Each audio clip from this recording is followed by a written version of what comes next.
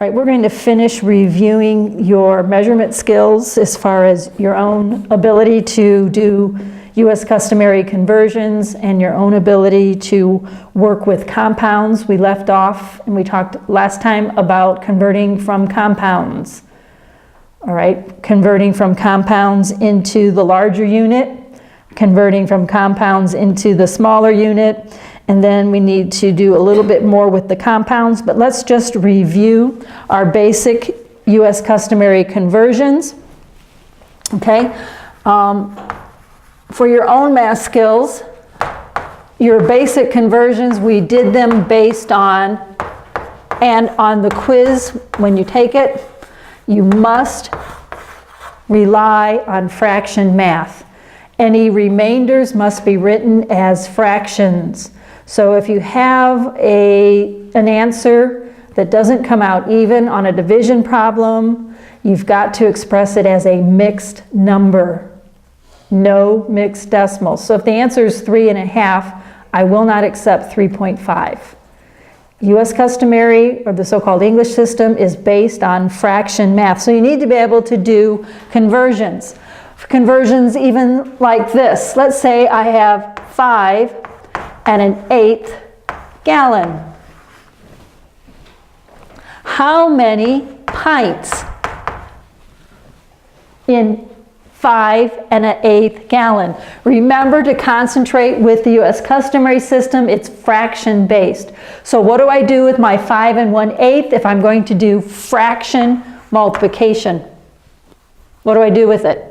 I turn it to a mixed number. It is a mixed number. Improper fraction. Okay, so it's going to be 41/8 gallons, and I'm going to let the unit guide me through the problem. I want to cancel out of the gallons. I don't really have a gallon to pint conversion fact. I'm going to do 1 gallon equals 4 quarts. So that will cancel me out of the gallons. And then I know that 1 quart equals 2 pints.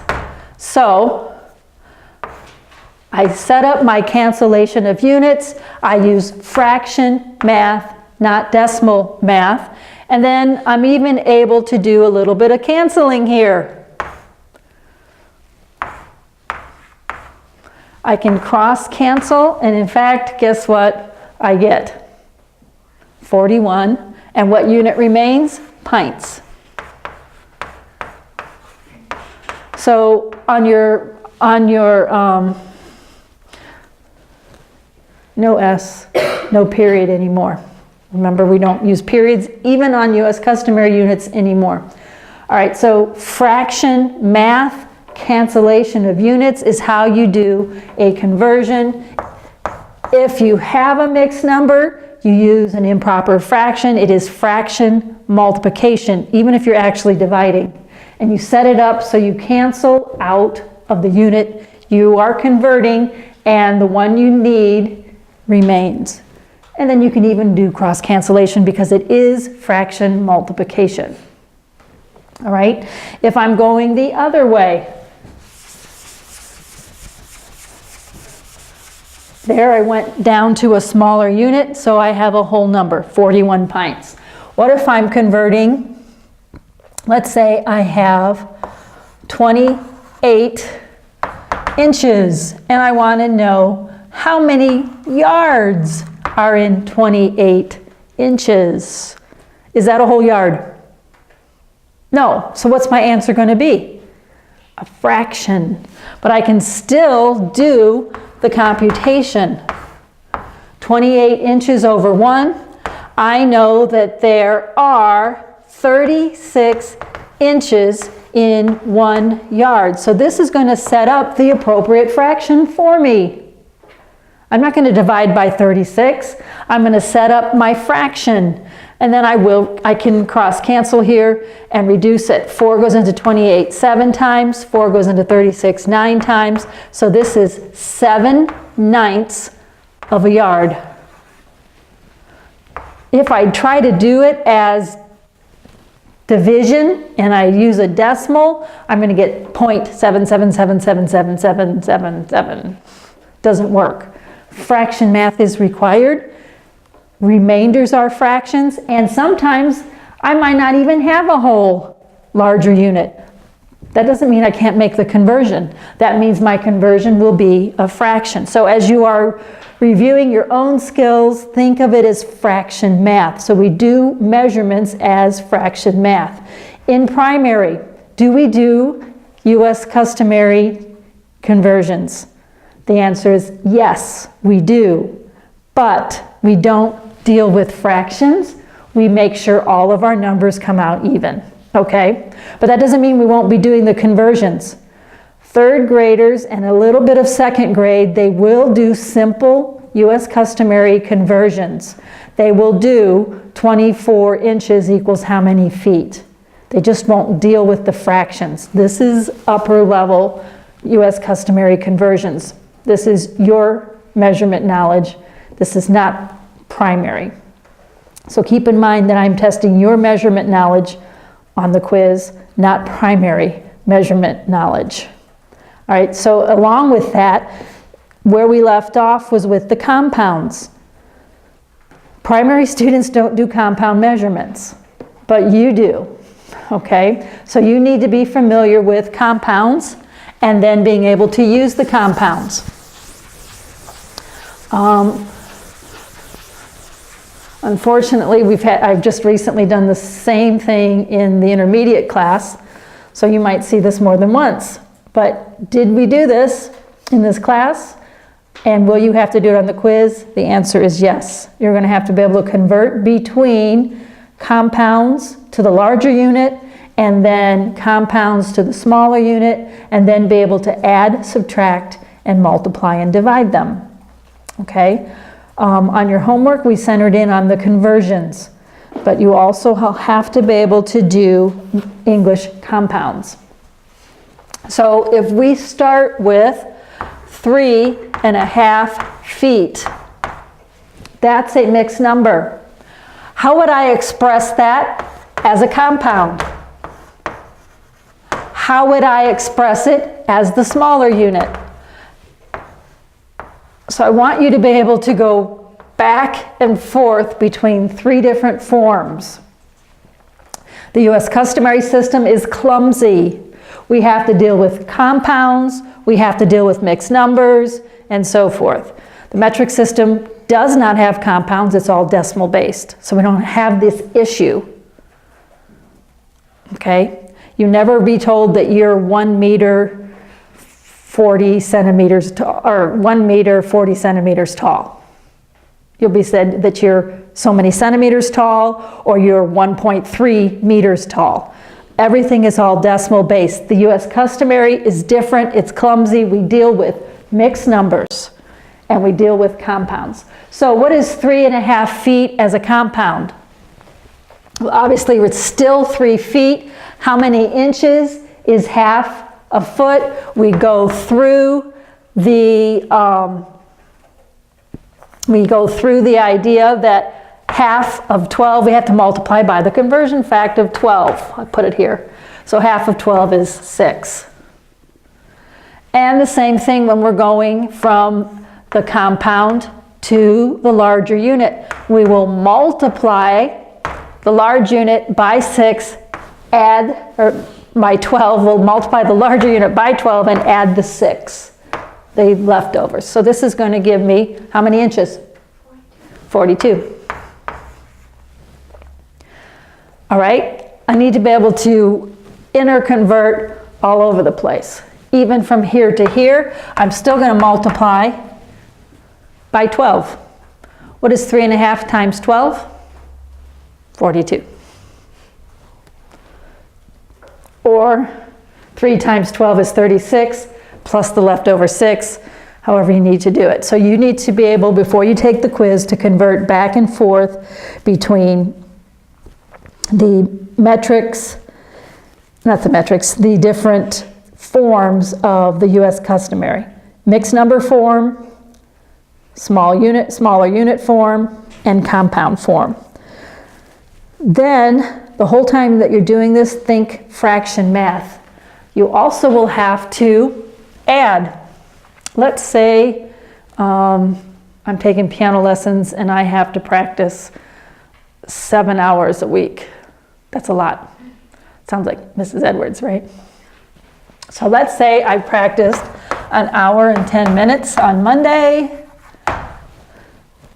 and then I only had time to practice 35 minutes on Tuesday because I had to do my primary math, I had to go to class, I had to do my theme folder, I had to make my visual.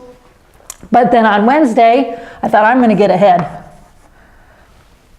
I'm going to practice 2 hours. 2.5? Okay, we'll make it 2:45. That's a long time, it's Wednesday. Thursday, my busy day at class, I didn't practice at all. Friday, I got an hour in. What am I going to do on Saturday? Well, I can only add likes. Your time is spent. What do I have to do on Saturday to fulfill my requirements? Well, I have to add minutes to minutes. So that's going to be 10, 2, 5, 9, and I've got 4 hours in. Remember, we cannot leave 90 minutes in the small unit category. What do? We have to convert it out. This is pull 60 out of 90. That means I have 30 minutes in the minute category, and I have an extra hour. I'm not too bad. I only have an hour and a half left. So, how would I find out? That was an easy number, but how would I find out how much time is left?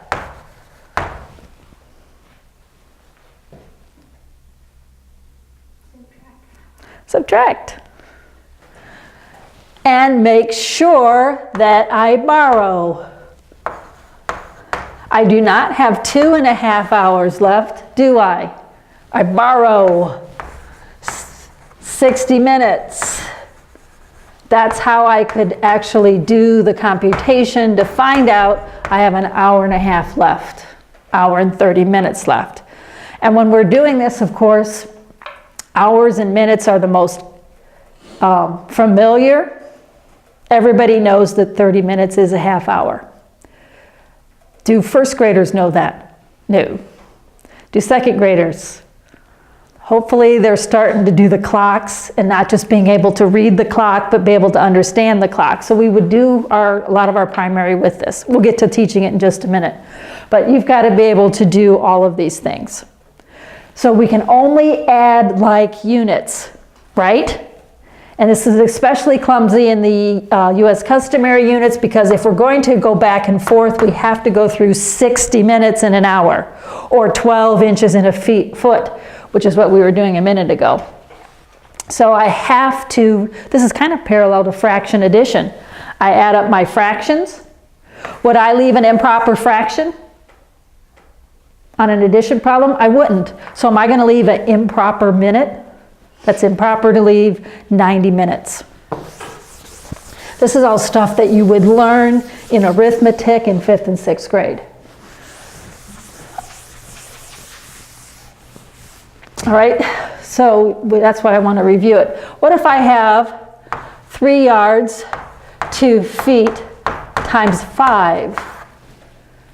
Is multiplication limited by likes? Do I have to line things up? Well, I don't even have 5. There's not even a unit here. So what I do is I multiply both units.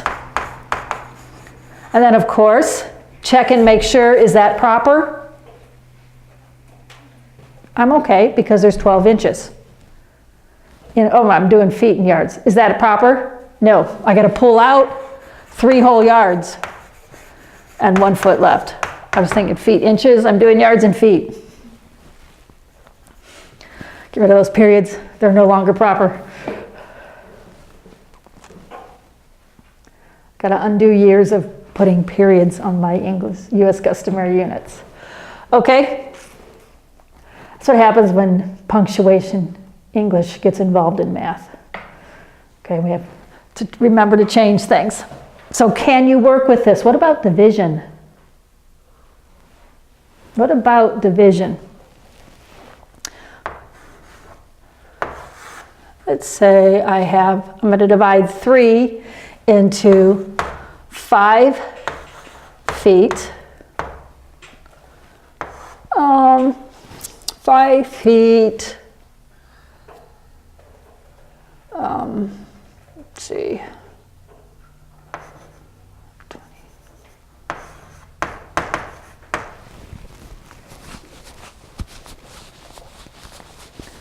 All right, so I'm going to divide 5 into feet. That's going to only be 1. 3 goes into 5 once. What am I going to do with my leftovers? Same thing I always do is I go through the conversion fact. 2 times 12 is 24. So when I bring down the 6, I have to add the remainder of 24 inches and divide 3 into 30 and get 10. Okay, so those pesky periods again. So the quotient is 1 foot 10 inches. See how I have to always deal with the U.S. customary system is clumsy. I have to deal with the conversion fact of 3 feet in this problem. I have to deal with the conversion fact of 12 inches in that problem. But that should make pretty much common sense for you at this stage. So you need to be able to do the compounds. All right, and then the last thing that we do that I want to review for you is just a little bit of metrics. In primary math, we don't do the metric system because it's decimal based, but we do introduce them to metric units, just like they were introduced to US units in kindergarten and first grade. We learn what a gallon is. We learn what a quart is. We also start learning what a liter is. We start learning what a centimeter is. We start learning what, not so much kilometer, because we can't bring a kilometer into our classroom, but we do start learning just a little bit about the metric system. So second graders will learn that in other countries we don't use miles, we use kilometers. They'll be introduced to just a few common metric units. Kilometer, meter, and centimeter, maybe even millimeter. I know this is in the second grade curriculum for Rebecca, is just to show them what a centimeter is. Just like in kindergarten, Mrs. Brader would show them what a gallon is, okay? Just showing, we don't relate the two together in primary math. We introduce.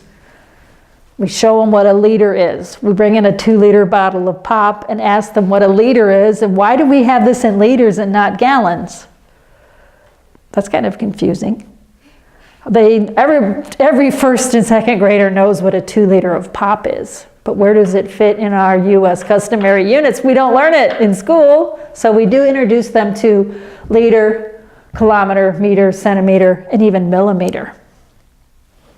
All right? Maybe kilogram instead of pounds. They may learn what a kilogram, the word is. They will probably also learn this prefix. That's 1,000 meters. They won't learn so much about centa and milli because those are fractions and decimal part, aren't they? So we just do a little bit of, there's another system besides ours. And they use kilometer, they use meters, they use centimeters. You show them a yardstick versus a meters. So you just make them aware of the metric system. You, however, should be a little more than aware of the metric system. Okay, so you need to know the prefix names. Kilo is 1,000, right? Centa is 1/100th, same as the cent is 1/100th of a dollar. And then milli is 1/1000th. These other prefixes, hecto, deca, and deci, are just placeholders. Don't use them very much. Certainly not when we try to relate the U.S. customary system to the metric system. Also then too, we need to have an idea of hierarchy. Mile is the largest unit of length in practical measurements. Kilometer, these two are comparable. In fact, I probably should draw them a little closer. In hierarchy, kilometer is smaller than a mile. But then we have to go way down here to meter. Meter is slightly larger than a yard, and of course, about 3 times bigger than a foot. If you ever look at a meter stick, it's a little more than 39 inches in length. It's not 39, it's a little more than that. So meter is getting pretty close to yard, okay? And a little more than 3 times a foot. Then we have inch. Inch and centimeter are often converted. 1 inch is 2.54 centimeters. How do I know that? I use it all the time. I also know that a kilometer is smaller, and this is a very common conversion fact. And actually, it's kind of a good way to estimate if you're doing distances between the United States and other countries. A kilometer is about 5/8 of a mile. Okay, that's a good thing to have in your mind so that you understand the relationship between these common units. Then way down here is the millimeter. The millimeter has no English or US customary counterpart. It's too small. It's about as close as you can get your 2 fingers together without them touching, about the width of a paper clip. Okay. And of course, most of your students' rulers will be calibrated on inches on one side, centimeters on the other. So you need to know a little bit about the metric system just in everyday life. Then the capacity hierarchy. Way up here is a kiloliter. We're not going to deal with kiloliters in everyday life. A kiloliter is about 250 gallons. So we're not dealing with it. It's too big. What we do deal with is the liter is the main metric capacity, and liter is really close to a quart. It's a little bit bigger. 1 quart is about, this is the one I have memorized, 0.95 liters. So those are pretty close. You can interchange them. They're even closer than yard and meter. But in your mind, if you're having to do a quick computation, yard and meter are pretty close. If you're in your mind, you're doing another computation, in your mind, liter is just a smidge bigger than a quart. And then we don't really have a metric unit comparable to pint, do we? Or gallon. Gallon obviously is here. But we're not going to put gallon with kiloliter. Be aware of that. Okay? Kiloliters off the blackboard. Then we do have, pints, cups, ounces. All right, the next metric one that I see a lot is milliliter, and that's a whole lot smaller than an ounce. So where there's not a lot of compatibility in capacity. This is about the only compatibility that we can deal with is liter to quart. Same thing is true with weight. The only thing we're really going to deal with in comparing the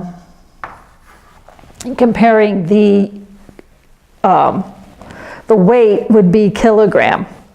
Okay, only kilogram and pound are comparable. In fact, if you want to lose weight, convert your weight to kilograms, okay? Because it takes 2.2 pounds approximately to make 1 kilogram, okay? So cut your weight in half by converting to kilograms. But as far as our capacity hierarchy, we're dealing with liter to quart. With our weight capacity, we would deal with pounds and kilograms. So you need to realize that kilogram is bigger than a pound. Then with the US customary system, The next thing is ounce. There are 16 ounces in a pound. Well, grams. These two are very awkward to convert between the two of them. This is too small. And then way down here, remember this is 1,000 times smaller. Off the blackboard down, way down here would be milligram. And there is definitely no US customary unit comparable to milligram. That's part of the problem with the US customary system. It's clumsy. It's not big enough or small enough, especially in everyday life, it's not small enough. It's okay for practical cooking and travel in the US, but other than that, it's not nearly as scientific as the metric system. All right, so you need to be familiar with the metric system through the prefixes and understand some of the relationships between the US customary system and the metric system. But we're not going to do any metric computations. We're not going to do anything in chapter 9. Okay, we did that a little bit first semester and a lot more in intermediate. So what I want to talk about next is actually teaching primary measurements, where this applies to us in this class. Teaching primary measurements.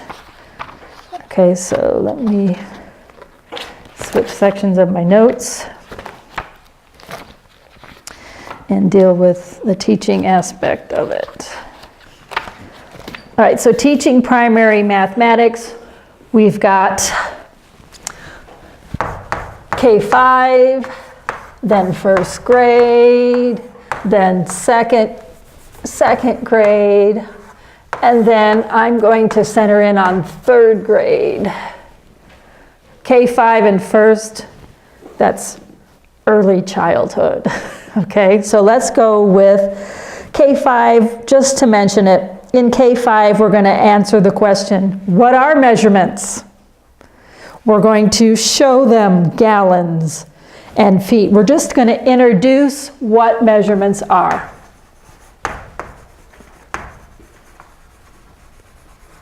What are measurements? We're going to bring in common objects and explain that this is a gallon. Especially, we can bring in a gallon of milk. Most kindergartners and first graders can handle gallon. We're going to bring in a ruler. We could even cut a ruler up into inches and bring in little inches and show that there's 12 of them line up and they're the same length. So we're just introducing what are measurements. We're introducing the vocabulary, we're learning the names of the units. That's about all we're going to do. We will start just a little bit learning that there are 12 items in a dozen, but we're not going to really do more than that. First grade, we make sure we know our students know what measurements are, but then we start dealing with measurement facts in first grade. Let me scoot that over, getting into second grade here. We are going to do all of that, but then we're going to start our measurement facts. Drill time. How many inches in a feet? But this drill needs to be backed up with manipulatives. A lot of times, we assume a little too much. We can't assume that they retained anything from kindergarten, so we will start back with what is a gallon, and we will bring in a ruler. We will, you can buy it, or you can take a wood ruler yourself and saw it into 12 little inches. We will bring in a carton of eggs. Maybe we'll start with that. We will bring in a gallon. We will bring in a quart. Go to the kitchen, right? Your own kitchen, right? Gallon, quart, pint, cup. And show them and explain to them that these are units of length. This is how much something will hold. This holds a gallon. A gallon holds, and we dump. How many quarts? We will show them. So we still are addressing what are measurements. And we need to bring these things in. But then we are going to proceed to start memorizing the measurement conversion facts. Starting with the simplest ones, 1 foot equals 12 inches, 3 feet equals 1 yard. We'll save mile for a little later. We'll be introducing these just like we do the families. Okay? That's about it with first grade. I suppose in this category, we could include time.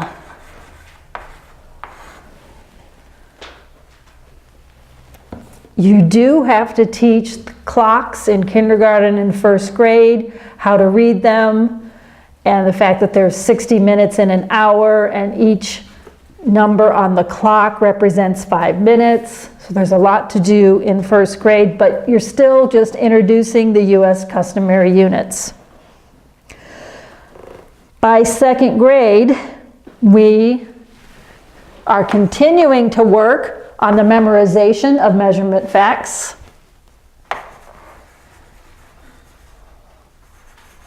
We want all of our basic U.S. customary measurement facts memorized by second grade. And then we're going to start seeing and teaching relationships. Okay? So, kind of what we've got going here, we're just getting started. Kindergartners do clocks. You've all been to kindergarten graduation. They learn the O clock and the half past and so forth. I'm not going to deal with that. But by the end of first grade, what we've got to have is we've got to start knowing our measurement facts. We have to know how to tell time. We also, you were in second grade, we learned that which months have 30 days, which months have 31 days, which month has only 28 unless it's a leap year. We start learning all of those things. And by the time we're in second grade, those things are memorized. By second grade, we've got our clocks down so we can read time completely. Though, third graders, make sure the clocks are mastered.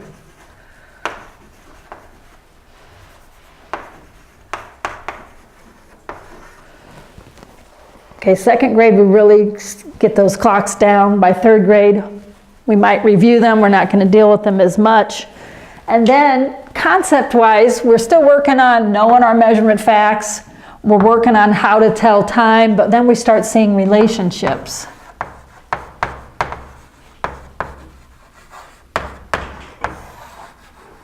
Okay, we memorized 1 foot equals 12 inches, didn't we? Right? So now what we want to do is we want to be able to see then which one's bigger. Okay, one of you did the drill cards, right? They learned this, right? And we're going to start learning that a foot is bigger than an inch. And we should already know that because we saw that, didn't we? But now we're going to have to start being responsible for knowing which is bigger, which is smaller, and start doing a little bit of math with it. How many inches in 2 feet? Okay? Not really going to be converting per se, but starting to get ready to convert.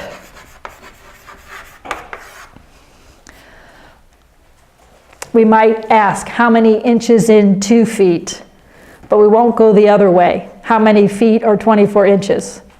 We might a little bit because our division skills aren't quite up to par. But simple conversions begin in second grade. Okay? Simple conversions will begin in second grade. But we are working on memorizing our measurement facts. We are working on being able to tell time. We are working on knowing basic measurement ideas. Okay? Working with the calendar, right? How many months, which months have so many days, working with days of the week. All of this kind of would be in here. Let's call that practical measures.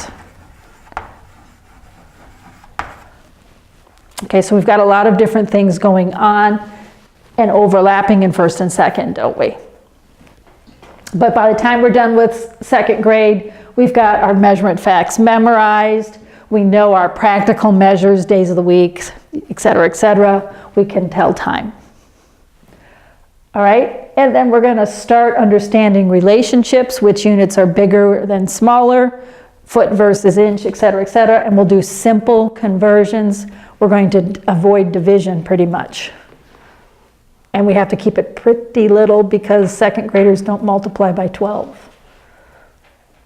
Do they? So we're not really going to, we don't have the math skills to do the conversions. Where do we get the math skills to do the conversions? Grade 3. So grade 3 you're going to really start doing U.S. customary measurements. You will convert. This is where we use the crutch. Larger to smaller, multiply. This is where we already, the memorization is well in hand. Completely memorized. So we're not having to stop and think. Remember, drill? By third grade, measurement facts should be what? Automatic and immediate.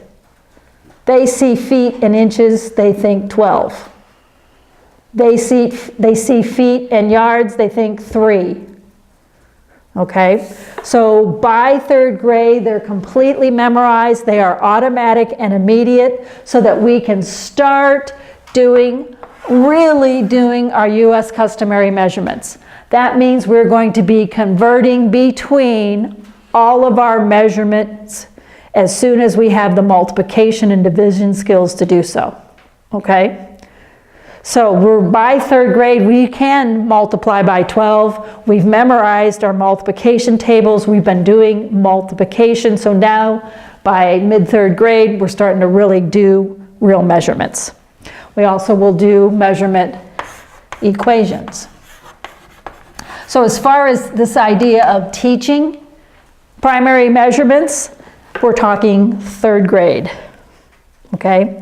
Second grade, we're still in the introductory stages because our multiplication and division skills are not up to par to really do the conversions. We're going to start on them as far as our math skills will let us. We're going to start on them. We're going to start understanding them. We're even going to introduce a few metric. Kilogram, I've seen in second grade, and kilometer, and meter, and just a few, throw a few at them. But other than that, we're really not going to do much measurement, what I think of as measurements, until grade 3. Okay, so let's talk about grade 3. And in grade 3,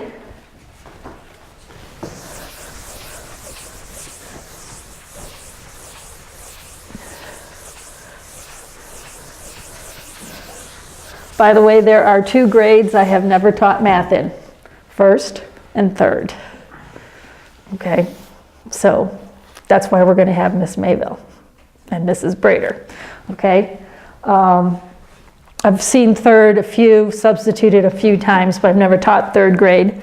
So what I'm going to do then is, with teaching primary measures, we are talking third grade.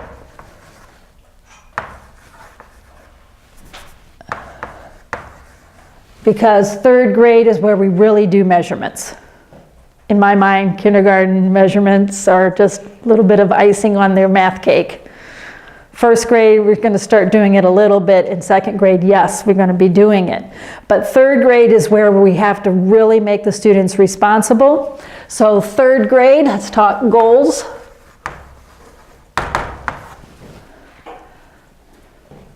Measurement goals. Measurements is going to be a big part of third grade, okay? Measurements and multiplication for third grade. All right, so with measurements, we want to deal with them. Fourth grade is pretty much just going to be expanding on what you should have already done in third grade. All right, they're going to be expanding it, they're going to be reviewing it. So third grade teacher, you have to really teach U.S. customary measurements and how to convert them. All right, so The goal would be measurement facts memorized.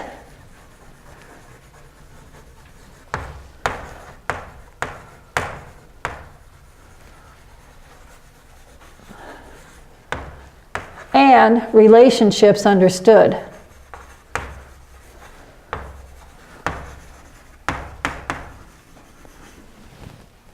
Because we have to progress to conversions.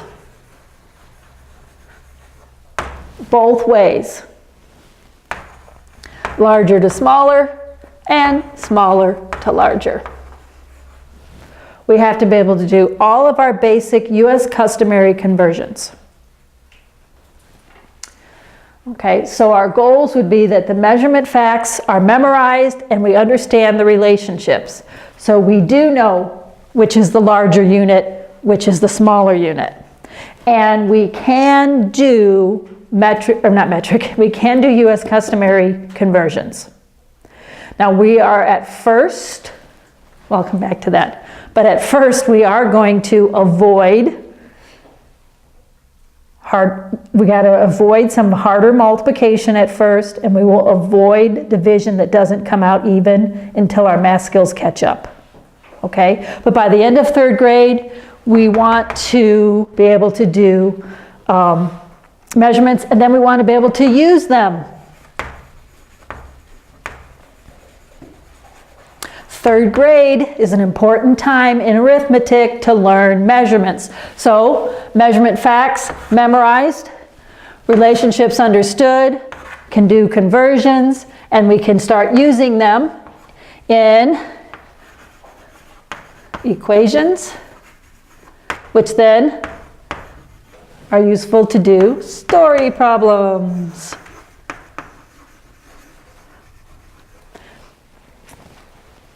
And we use this as a means to be able to do, we'll call these measurement equations. We use this as a means to be able to do story problems with different measurements in them. And we have to teach them that you can't add feet to inches. So it has to be in all feet or all inches, and that's how we'll use the measurement equations. So that's our goal, is that third graders have to concentrate on U.S. customary measurements, and I'm going to do it. I'm going to make sure they have their facts memorized. I'm going to make sure the relationships between them are understood. I'm going to make sure they can do most of the conversions. Maybe not some of the hard ones that don't come out even and that are messy as far as the math is concerned. I am going to keep an eye out that I don't overwhelm their math skills, but then I also want them to be able to do use them in story problems and so forth. Okay, so let's talk about how do we do a measurement conversion grade school style. Okay, so third grade, teaching conversions. Okay.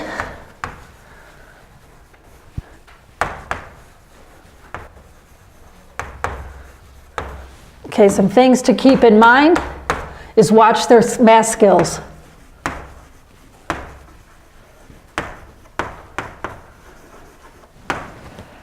I'm not going to start with converting miles to feet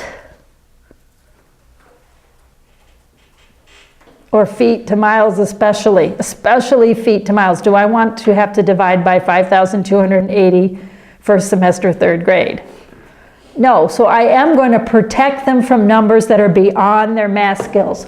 So watch out for their math skills. Make sure that you are in line with what they can do comfortably with multiplication and division. So you're going to avoid the larger division numbers. You're not going to start with ones that don't come out even. You're going to progress to those that don't come out even, and you're going to teach them what to do with the remainder, okay? You can't start with it. You're going to progress to it. That's expansion. Right now we're dealing with teaching, measurement, conversions, and we're dealing with procedure. How do you do measurement conversions in third grade? Okay, and first thing that we're going to do is, it's a new procedure, so steps are important. We're going to use steps. We're going to teach the how first.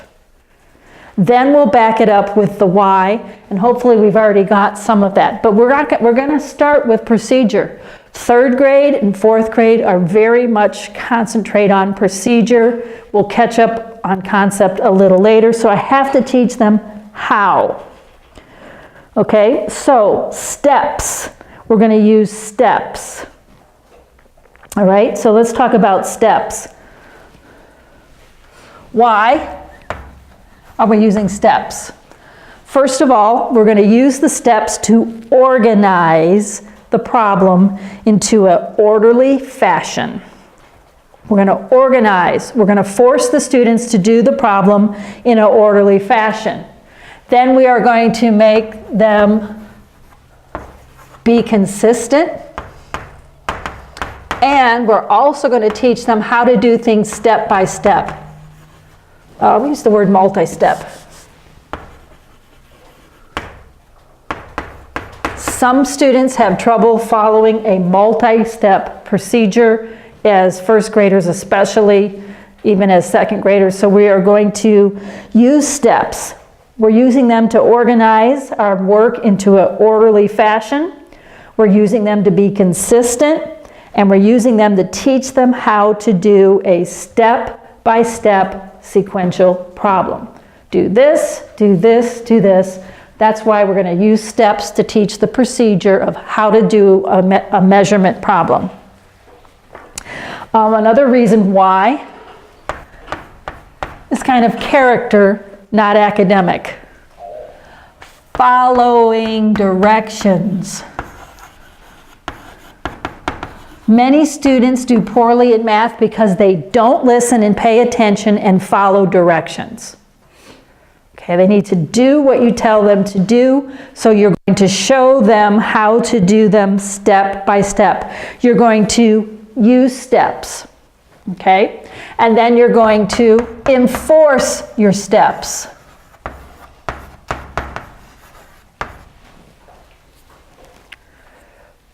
You have to enforce your steps, okay?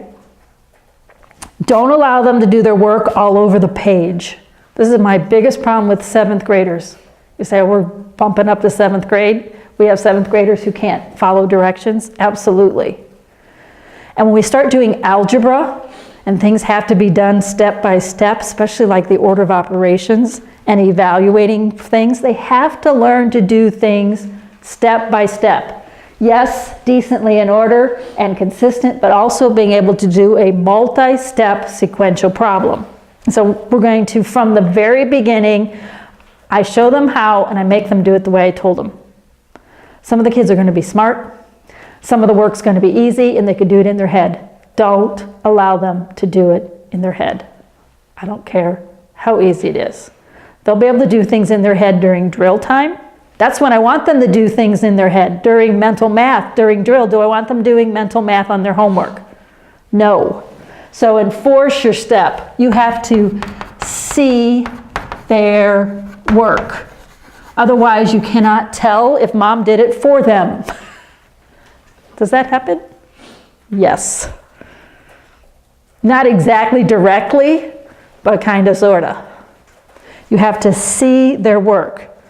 And you want to teach them to do things neatly and following step by step. Can some of them be done in their head? Yes. But I'll repeat myself. Mental math is for drill, not for homework. Now, there might be a section in your homework where you say to do things mentally in the review section, but not a major problem and a major step-by-step thing that I'm doing. Okay, so let's convert 21 feet into yards. Okay, what did I do here? I did not use the abbreviations. I will use the abbreviations once they've been what? Taught. So can you assume that 3rd graders and 2nd graders know feet is abbreviated FT, no more period? So make sure that you're covering all your bases. Then we're going to have particular steps that they have to follow. Okay? And so we're running out of time here, so I'm going to pick up with the actual teaching of how to do metric conversions, and then the teaching of how to show them to do the measurement equations. So we will have to continue our teaching primary measurements later. All right, so we'll see you on Friday.